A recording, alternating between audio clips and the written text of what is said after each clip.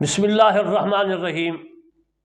اب میں آپ کو نجس چیزوں کے پاک کرنے کا طریقہ عرض کرتا ہوں۔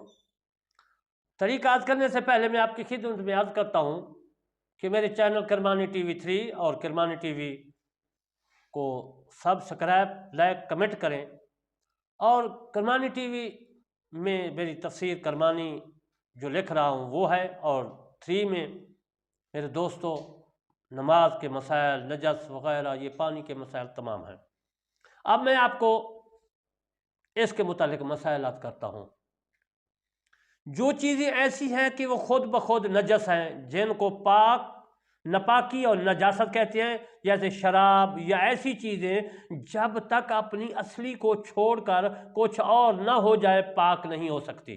شراب جب تک شراب ہے نجس ہی رہے گی، اور سرکہ ہو جائے تو اب پاک ہے۔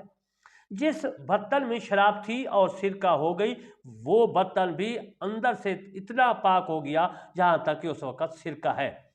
اگر اوپر شراب کی چھینٹیں پڑی تھیں تو وہ شراب کے سرکہ ہونے سے پاک نہ ہوگی۔ یوں ہی اگر شراب مثلا منہ تک بھری تھی، پھر کچھ گر گئی کہ برتن تھوڑا خالی ہو گیا، اور اس کے بعد سرکہ ہوئی، تو یہ اوپر کا حصہ جو پہلے ناپاک ہو چکا تھا پاک نہ ہوگا۔ اگر سرکہ اس سے اندر جو ہے انڈیلا جائے گا تو وہ سرکہ بھی ناپاک ہو جائے گا۔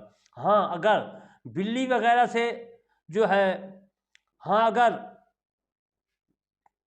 پلی وغیرہ سے نکال لیا گیا ہے تو پاک ہے۔